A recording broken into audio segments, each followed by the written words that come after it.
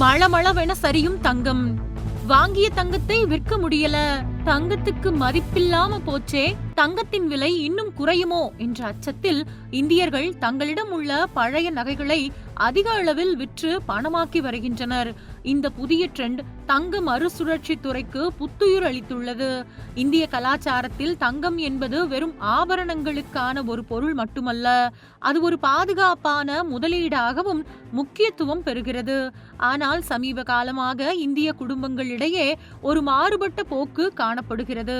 தங்கத்தின் விலை அதன் உச்சத்தில் இருந்து சரிந்து விடுமோ என்ற அச்சத்தில் மக்கள் தங்களது பழைய நகைகளை விற்று பணமாக்க முயற்சிக்கின்றனர். இந்த ஆண்டின் தொடக்கத்தில் 10 கிராம் தங்கத்தின் விலை சுமார் 1.8 லட்சம் ரூபாய் என்ற சாதனை உச்சத்தை எட்டியிருந்தது. ஆனால் தற்போதைய விலை சுமார் 1.4 லட்சம் ரூபாயாக குறைந்துள்ளது.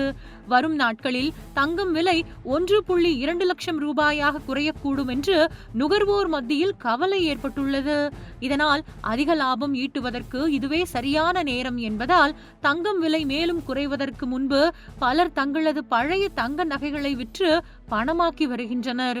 இந்திய தங்கம் மற்றும் நகை வியாபாரிகள் சங்கம் IPJA வழங்கிய புள்ளி விபர தரவுகளின்படி ஏப்ரல் ஜூன் காலாண்டில் சுமார் 50 டன்கள் பழைய தங்கம் விற்பனையாகியுள்ளது.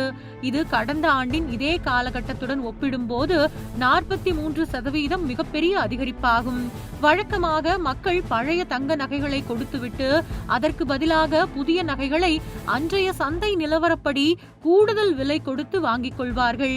ஆனால் தற்போது பழைய தங்க நகைகளுக்கு பதிலாக நேரடியாக பணத்தை பெறுவதில்தான் ஆர்வம் காட்டி வருகின்றனர்.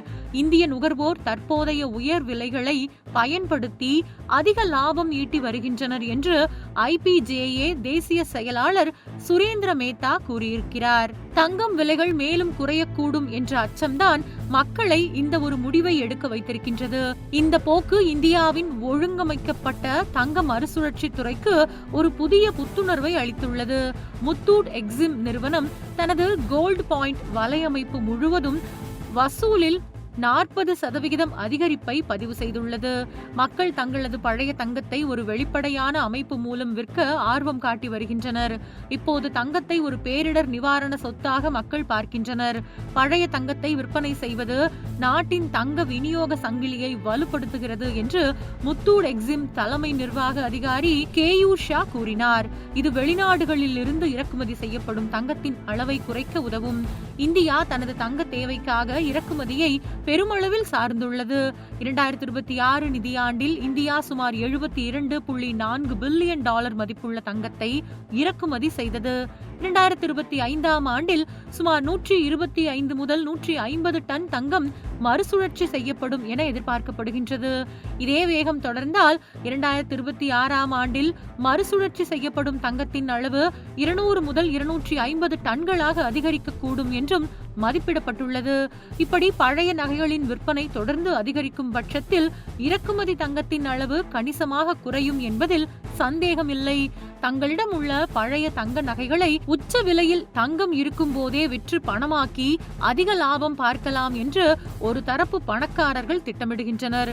ஆனால் ஒரு சவரன் நகை 10,000 ரூபாய்க்கு விற்ற காலம் மலையேறி போய் இப்போது ஒரு சவரன் 1 லட்சம் ரூபாய்க்கு மேல் விற்கிறதே. பழைய நிலைக்கு தங்கம் விலை குறைந்தால் ஒரு சவரன் நகையாவது எப்படியாவது போராடி வாங்கி விடலாமே என்று ஏழை எளிய நடுத்தர மக்கள் எதிர்பார்க்கின்றனர். இதுதான் தங்க நகை வர்த்தகத்தில் முரண்பட்ட ஒரு சமூக பார்வையாக இப்போது மாறியுள்ளது.